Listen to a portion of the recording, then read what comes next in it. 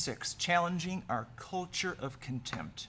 Previously, we learned that we can challenge our misconceptions about those who disagree with us by exploring other people's worldviews. When we enter into the explorer mindset, we can use our curiosity to reveal what people believe and why. Anyone can master these explorer skills, but as we think about applying them in the real world, it's important to zoom out and recognize the unique challenges of our current culture. In this lesson, we're going to explore aspects of the current social climate that's making uncomfortable conversations even more difficult. We'll also teach you strategies for navigating this challenging environment. As we've acknowledged throughout this program, increasingly it feels like we're living in a culture that values outrage over compassion and mutual respect. We frequently hear about people getting called out, shamed, and canceled on our news and social media feeds. At the same time, misinformation and conspiracy theorists are gaining traction and fueling hatred against the other side. The economist Arthur Brooks refers to this climate as a culture of contempt.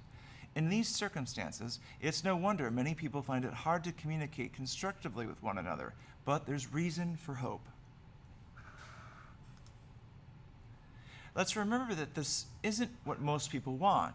As we mentioned, 77% of Americans say they are fed up with our social divisions and want to come together as a country. And as we've discussed, we are actually less divided than we think, people have less extreme views than we assume, and we have more in common than we tend to think. We have the power to change our culture, especially in the places we inhabit every day, like our classrooms and student groups. We can break the cycle of contempt so we can make progress towards our collective goals. In this lesson, we'll show you how breaking the cycle of contempt will help you become happier and healthier, empower you to improve our culture and society, make you more effective in advancing the causes you care about, and it will enable you to handle difficult conversations more productively. Let's begin by exploring what contempt is and why it can be so toxic for individuals, culture, and society. Contempt isn't just about anger. Contempt is anger mixed with disgust. The philosopher Arthur Schopenhauer defined contempt as, quote, the unsullied conviction of the worthlessness of another, end quote. When we view others with contempt, we begin to dehumanize them. We start to view them as less than us, and we no longer treat them with respect. This can have dangerous consequences across many different areas of our lives. Contempt's impact on democracy. On a national level, the inability to find common ground has resulted in political gridlock, leaving lawmakers unable to agree on public policies to solve critical problems. The most dangerous consequence of a culture of contempt by far is that it can lead to violence. Dehumanization is associated with some of the greatest atrocities in human history. When people dehumanize other groups, they often begin rationalizing inflicting harm on them. In 2018, political scientists found that 15% of Republicans and 20% of Democrats agreed that the country would be better off if large numbers of the opposing party, quote, just died.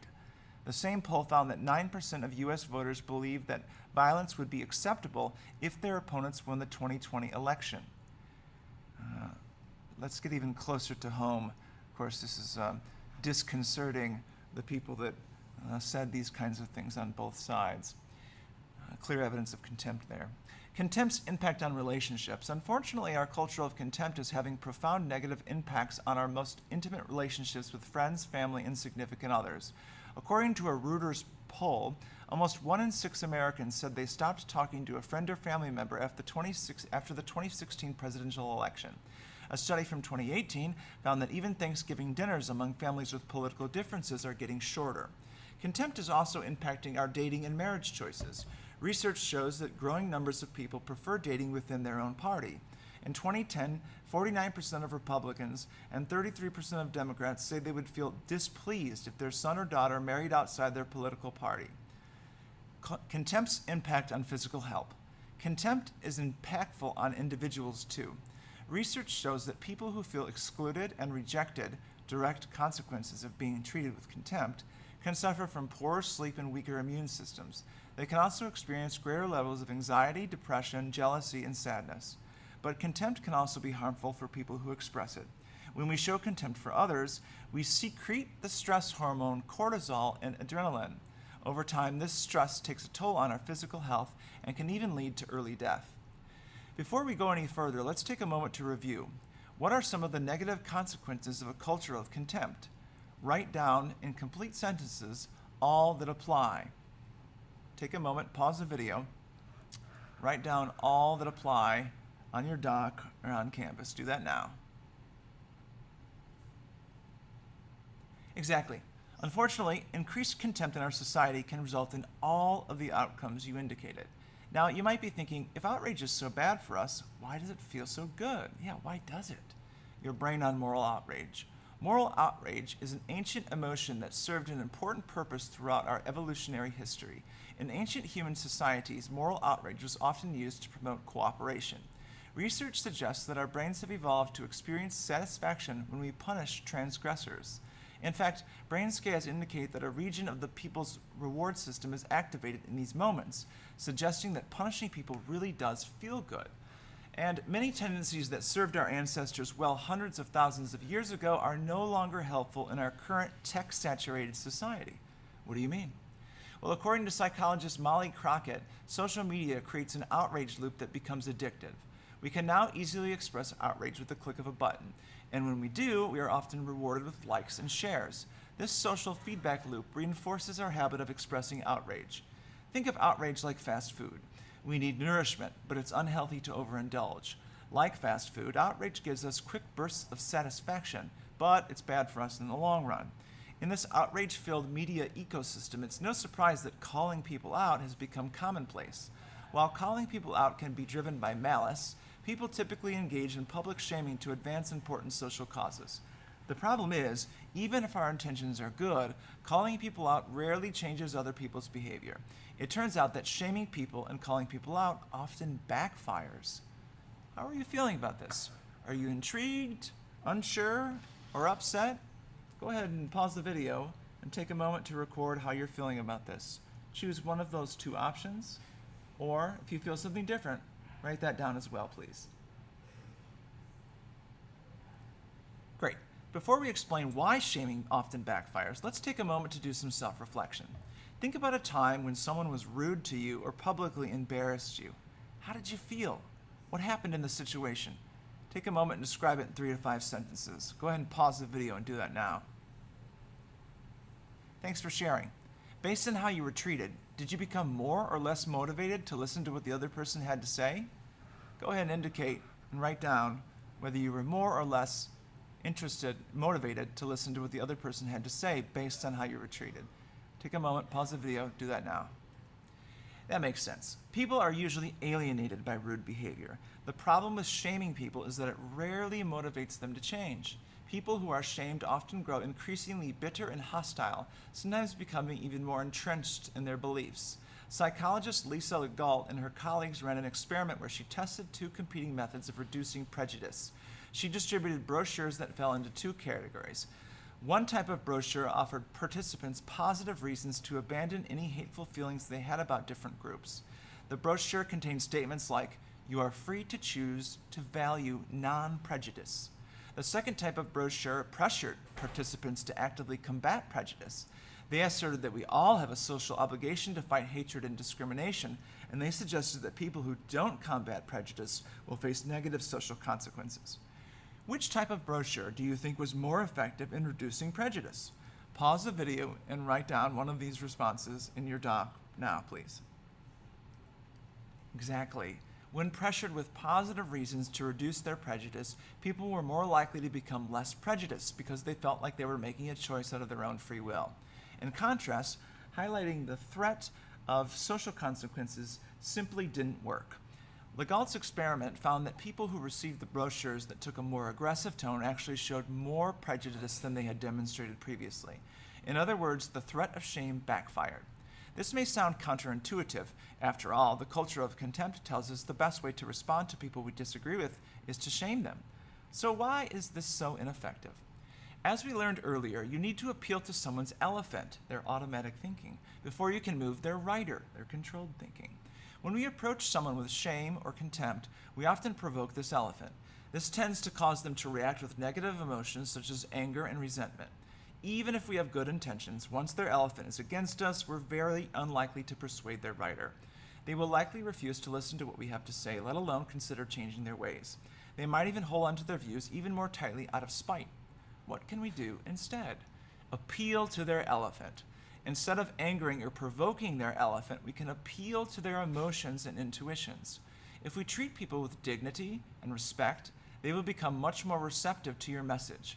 This often requires us to resist the urge to shame or attack others. But if we tame our own elephant and allow our own rider to prevail, taking the reins, we can be far more effective in getting others to listen and persuading them to change their ways. Let's see this in action. The organization Life After Hate is a Chicago-based nonprofit that has worked with dozens of former violent extremists to help rebuild their lives and find inner peace. Life After Hate's model is based on respecting everyone's human dignity, regardless of their history of violence.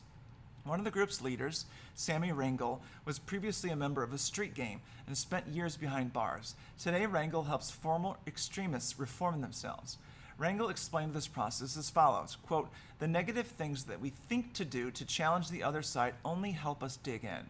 It's only through kindness. It's only through understanding. It's only through compassion and peace that people were able to get past all of our armor. It was never aggression. It was never shaming," end quote. It turns out Rangel's experience is backed by science.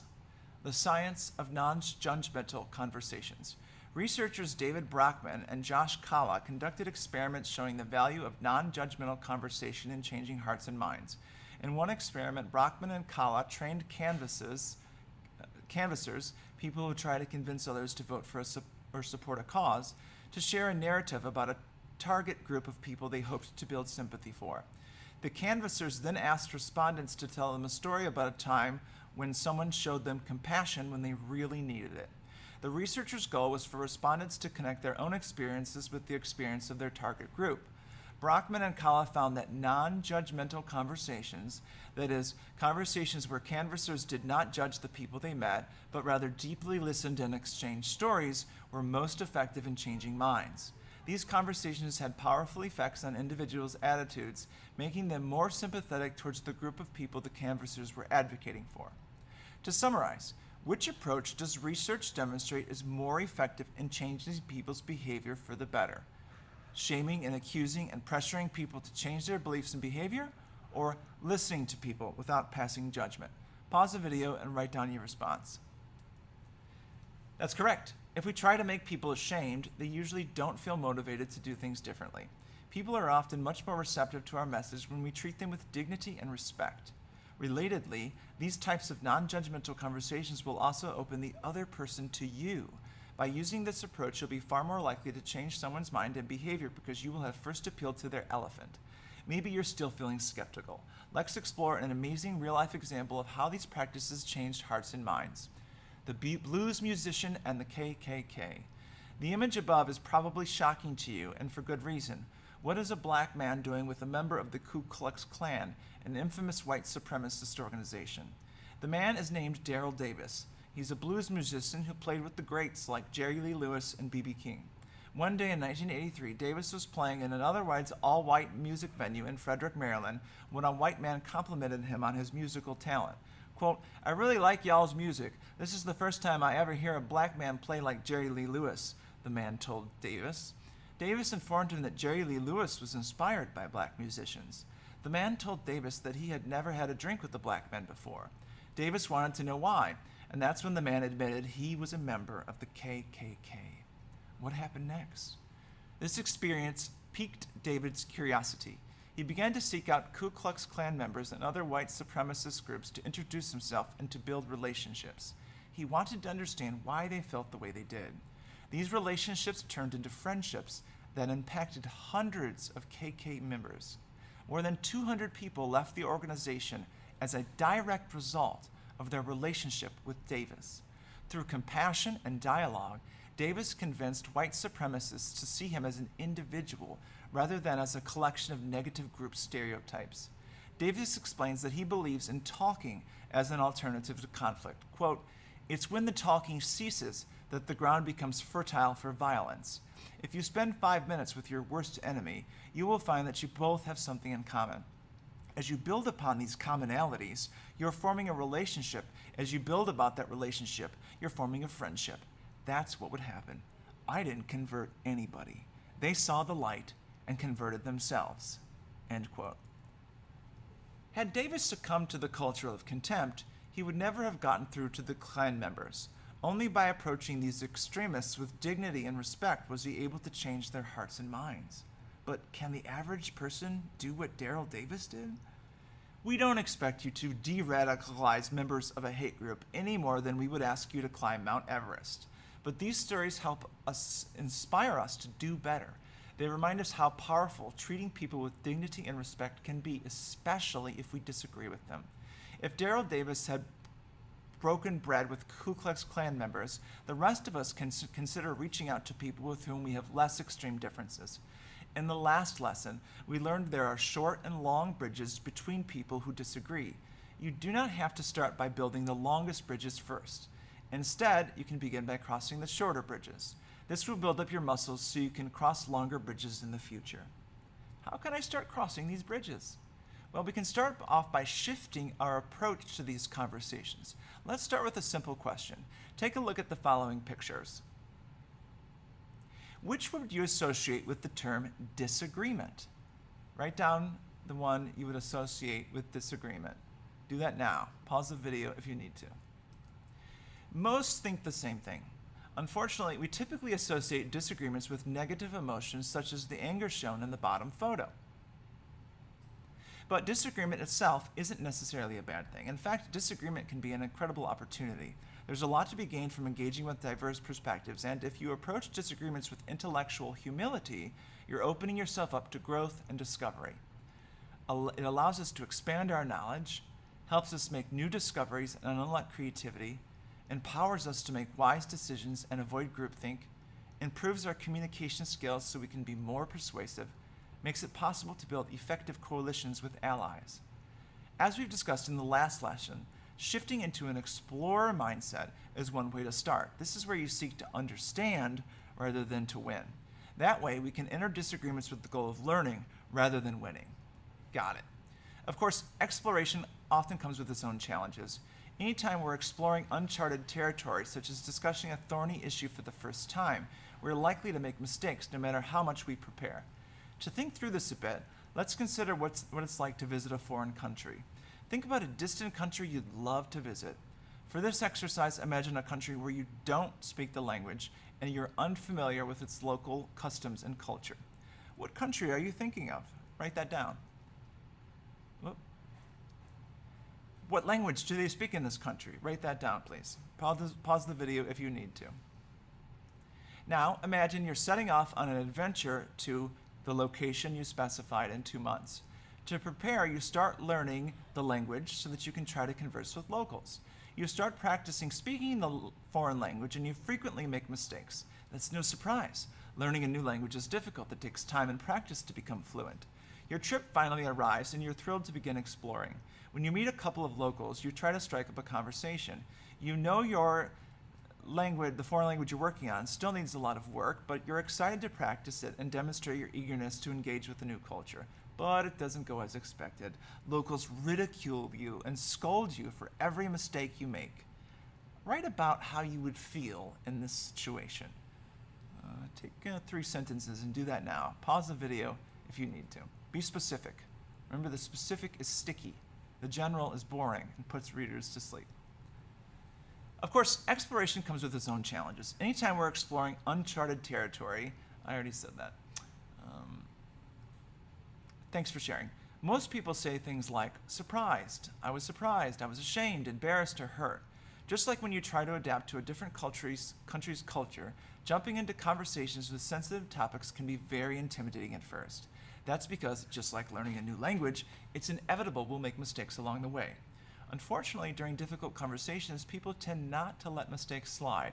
Especially when approaching disagreements like a warrior, people may attack others over minor errors, like using a poorly worded phrase. This is understandable because when people are passionate and stakes are high, their elephant will often be running the show. The problem is, many people are so concerned about making a clumsy comment, they choose not to engage in these conversations at all. But these types of honest and vulnerable dialogues are exactly what we need in order to try to understand one another and make progress on these critical social issues. So, what can you do about this? Clumsy conversations. We can follow the advice of the diversity expert, Khalil Smith, by welcoming clumsy conversations and being forgiving of mistakes. Anytime we're doing something new, we're likely to be clumsy at, whether it's learning a new language, playing a new instrument, or riding a bike. This applies to having tough conversations. We should expect we'll make mistakes and forgive our imperfections as a natural part of the learning process. In addition to forgiving others, it's only fair to extend the same courtesy to our conversation partners. If we create an expectation that everyone has to be perfect, for example, by calling out every little fault in people's wording or approach, we may grow so defensive that we end up refusing to engage altogether. But if we treat people with dignity and respect, just like we'd like to be treated, we can keep difficult conversations moving forward. That means being willing to apologize if you offend someone, as well as accepting an apology when someone else sincerely offers one. To summarize, if you're in a conversation and someone uses a phrase that doesn't sit right with you, how could you embrace the idea of clumsy conversations? Write down your response. Will you call them out so they correct their mistake, or will you calmly inform them their words were hurtful to you, even though they probably didn't intend it? Write your response now. Pause the video if you need to. Great job. This response recognizes that the other person wasn't necessarily trying to hurt your feelings. It informs them of how you're feeling and explains to them why such phrases might be hurtful to others. At the same time, it acknowledges that they may have simply made a mistake, as we all do from time to time. This will likely make them far more receptive to your feedback and therefore more likely to learn from their mistake. Are you saying I shouldn't ever judge someone? Withholding immediate judgment. In clumsy conversations, we recommend withholding immediate judgment, the key word being immediate. We're not saying you can't judge someone's views eventually, but to have the honest and vulnerable conversations necessary for productive dialogue, we need to give people space to make mistakes and explain themselves. When you hear something that offends you, begin by trying to understand the speaker's backstory and why they believe what they do. The Indian civil rights leader Mohandas Gandhi said it best, quote, "If you wish to be understood, seek first to understand," end quote. As a general view, when someone says something you strongly disagree with, it's better to ask if they can tell you more about their experiences and beliefs. That way you can start to understand where they're coming from and the best way to respond in a persuasive manner. We recognize that this isn't as easy as it sounds. It can be hard to hear someone out when they're saying something that offends or upsets us, but we can make it easier by reframing the way we think about listening to disagreements. Listen with strength, even if you disagree. Remember what you learned in the last lesson about listening with strength? Listening with strength means listening closely to others and calmly processing what they have to say, even if it's upsetting to you. It involves putting your writer in charge, so when someone says something you disagree with, you can carefully respond rather than letting your elephant react immediately. Unfortunately, sometimes people do intentionally try to offend or insult others, and you do have legitimate grounds for being upset or offended. Does that mean you should insult them back? That likely won't get you very far. It's a sure way to escalate things further and entice the other person to lash out at you again. You'll entrench yourself in bitterness towards the other person, making resolution more difficult. Worst of all, you will have sunk to their level. Is there another way? Break rather than perpetuate the cycle of contempt. In fact, there is a more constructive way to respond. We can follow the guidance of the psychiatrist and Holocaust survivor Viktor Frankl, who was imprisoned in Auschwitz.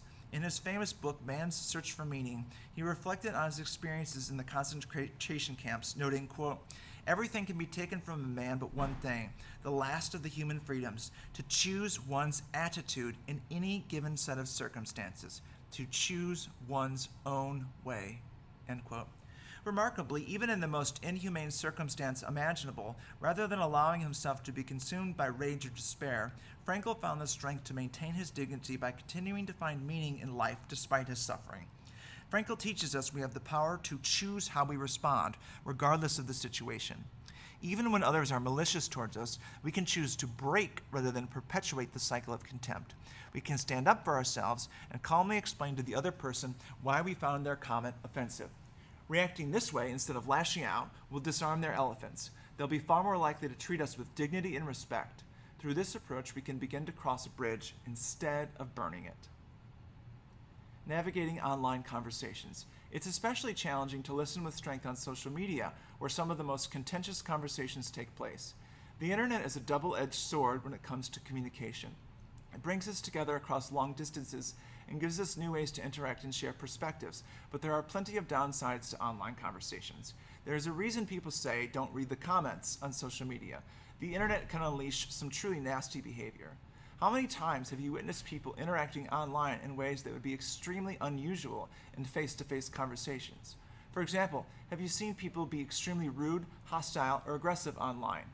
Go ahead and take a moment and respond to this question using one of the responses here. Pause the video if you need to. It turns out there's science to explain why online conversations tend to not go as well and why social media can feel so toxic. When we're speaking face-to-face, we can make eye contact, read our conversation partner's facial expressions and body language, and detect their tone. In fact, human beings evolved to take these nonverbal cues into account in order to better understand and empathize with one another. But during most online conversations, we lack access to these important cues. When the people we are interacting with aren't visible to us, we're more likely to misunderstand each other by failing to detect the intention underlying their words. We're also less likely to recognize them as people who have feelings and have the potential to be hurt. Researchers say this leads to empathy deficit in online interactions, which contributes to people's willingness to express moral outrage online. When we don't actually see the recipients of our face-to-face outrage, it's easier to dehumanize them. Interested in nerding out on this a bit more? This reduced empathy contributes to the online disinhibition effect. This phenomenon where people feel free to say and do things to each other online that they'd never dream of doing face-to-face. Besides the empathy deficit, another major contributor to online disinhibition is the feeling of anonymity. On platforms where people go by users' names, handles, or avatars instead of being identified by their real name, people may behave more cruelly and aggressively because their actions online can't be traced back to them.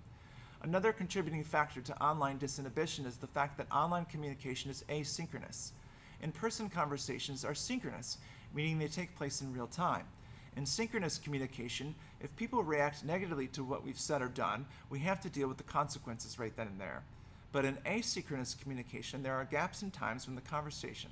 This means the consequences of saying or doing something harmful or cruel to another person are delayed, or sometimes can be avoided altogether. So, what should we do? Elevate the medium. One way to avoid these negative consequences of online conversations is to elevate the medium. You can think of different conversation mediums as being in a hierarchy from low social cues to high. The lowest form is text-only mediums, such as email, text, Slack, and social media. It can then be elevated to an audio call, video call, and finally, in-person conversation. If your conversation is starting to get tense, try moving the medium that allows for more nuance. If that's not possible, there are ways to keep online conversations more productive. Public arguments on social media are like debating in front of a massive arena of spectators.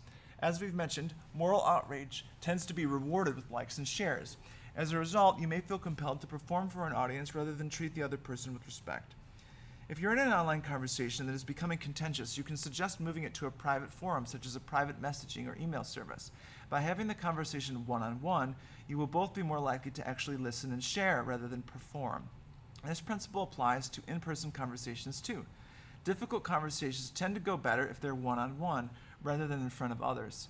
We have less reason to perform for an audience if there's no audience to see our conversation. What's a real example of someone having a productive conversation online? For years, Megan Phelps Roper was part of a fringe religious group called the Westboro Baptist Church. The Westboro Baptist Church would picket the funerals of fallen American soldiers, claiming their deaths were a punishment for America's acceptance of homosexuality. Eventually, Megan evangelized for her views not just at street demonstrations but on social media, using X to communicate to the world. Many people reacted harshly, but others asked her sincere questions about her religious beliefs and treated her with respect. This forced her to reassess her views. In 2012, Phelps Roper decided to leave the Westboro Baptist Church. The sincere and civil disagreements she had on X had changed her mind about her religious beliefs. Through these conversations, she even met her now husband, who influenced her thinking by pushing her to consider the consequences of her behavior. You can learn all the details of Phelps Roper's story by checking out her TED Talk online. We've covered a lot of ground. Let's take a moment to review. In this lesson, we talked about how cultures of contempt are harming us as individuals and society. As the science shows us, shaming people we disagree with is less persuasive and has long-term consequences for our health and the health of others. The good news is we don't have to be addicted to contempt. We can break this negative cycle by choosing to treat people with dignity and respect even when we strongly disagree with them. By treating people with respect and non-judgmentalism, we're more likely to open up people's hearts and minds and make progress on the issues we care about. In both in-person and online, we can choose to embrace clumsy conversations where we're forgiving of mistakes and where we allow people to express themselves without leaping to immediate judgment. By listening with strength, we can promote a culture that values constructive dialogue rather than falling prey to our baser instincts. Now, let's put this into a practice with a final exercise. To begin, let's see where you stand on the following issue. Some people think it's best to impose a cap on the amount of money any single individual can earn. This is called a maximum income. Do you agree that the government should set a maximum income? Drag the scale to the appropriate location, right? Absolutely, no way, are you somewhere in the middle? Indicate where you would be on that spectrum, okay? No way, absolutely, or somewhere in the middle. Go ahead and answer that now. Now imagine you're on social media and you post a status promoting your view for the maximum income. Your friend Hong comments saying the following: "You really think someone should be able to earn excessive amounts when so many people in the world are starving? I can't believe you're so selfish." You notice others chiming in on both sides of the issue, with some backing up Hong and others attacking her. You value your friendship with Hong and would like to respond to her. Based on what you learned in this lesson, what's the best way to respond? Should you add a comment that rebukes Hong for her statement? Or should you send a private message to Hong inviting her to discuss the issue further over video chat? Pause the video and write your response now. Great. By taking the conversation into a private setting, you'll avoid turning this disagreement into a public brawl that could spiral out of control. This will also allow the two of you to speak privately and be vulnerable with each other because you won't have to worry about being judged in front of an audience. Now imagine Hong agrees to your request for a video chat.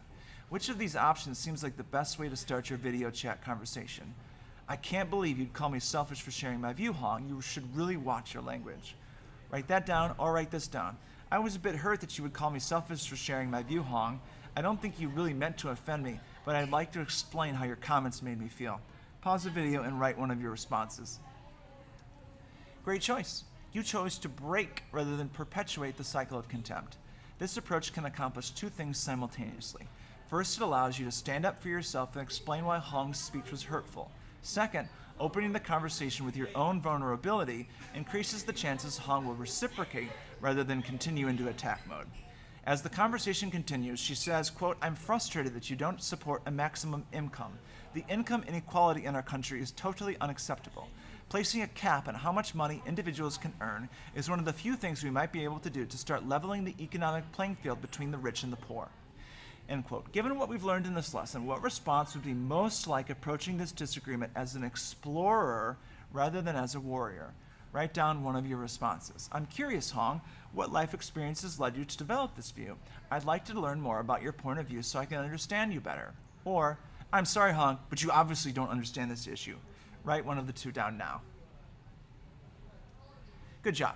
You might have been tempted to react immediately to what Hong shared, but instead you listened with strength, withheld immediate judgment, and processed what she had to say. By asking Hong a question, you're applying your explorer tactic of digging deeper to understand where she's coming from. This response shows respect for Hong and treats her with dignity. She's more likely to respectfully engage if you go this route. In response to your question, Hong takes a moment to reflect and then answers, quote, "Thanks for asking. Upon reflection, I think I feel so strongly about the need for a maximum income because I've seen so many people in my community struggle to pay for the things that they need to meet their basic needs like food, rent, and internet access. I do care about people's economic freedom, but instead of focusing on the economic freedom of people who are already financially secure, I think we need to do what we can to increase opportunities for people who can barely get by." End quote. Do you feel you understand Hong's view better now that you've had this clumsy conversation with her?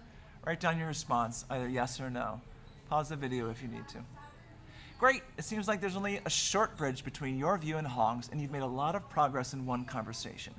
As we've mentioned, there will be occasions where the bridge between your view and someone else's is a lot longer. You might not be able to cross those bridges in one conversation, but you may be able to find common ground if you keep trying. Before we wrap up, here are a few life hacks you can start putting these skills into practice. Number 1, break the cycle of contempt. The next time someone says something you disagree with or that you find offensive, challenge yourself to respond as calmly and respectfully as you can. embrace clumsy conversations.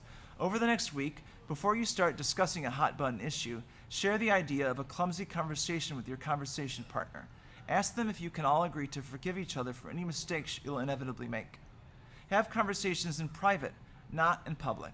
Over the next week, if you find yourself having a contentious conversation with someone on a public social media forum, invite them to a private video chat, phone call, or message exchange instead. Which life hack would you like to practice? Write down one of the following. Break the cycle of contempt, embrace clumsy conversations, have conversations in private, not in public. Or write down 2 or all 3, whichever you'd like to practice. Interested in nerding out on this a bit more? This reduced empathy contributes to the online disinhibition effect, which we've already talked about. All right, great. Let's wrap up. What are the key takeaways you learned from this lesson? Write those down now in your self-reflection. Pause the video if you need to. Finally, in the upcoming week, how would you implement this key takeaway in your life? Write 3 to 5 sentences where you specifically state how you specifically will implement the key takeaway or takeaways you mentioned. Do that now. As a reminder, here's a summary of what you learned in Lesson 6. Our culture of contempt is harming us as individuals and as a society. As the science shows us, shaming people with whom we disagree is less persuasive and has long-term consequences for our health and the health of others. The good news is we don't have to be addicted to contempt. We can break this negative cycle by choosing to treat people with dignity and respect even when we strongly disagree with them. By treating people with respect and non-judgmentalism, we're more likely to open up people's hearts and minds and make progress on the issues we care about. Instead of perpetuating the cycle of contempt, there are specific actions that we can take to break this cycle. Both in person and online, we can choose to embrace clumsy conversations, where we're forgiving of mistakes, where we listen with strength, and where we allow people to express themselves before leaping to immediate judgment. By taking this approach, people will be far more likely to enter into difficult conversations with us with a willingness to be open, honest, and vulnerable. These types of conversations are essential for us to make progress on crucial social issues. We can approach our online conversations differently by moving difficult conversations away to one-on-one conversations. In private conversations, people no longer feel they need to perform in front of an audience, so if the conversation is much more likely to be productive. Our culture of contempt is deeply embedded in our society, but by changing the way we approach our conversations in classrooms and student groups, neighborhoods, and places of worship, we can slowly build a more compassionate culture.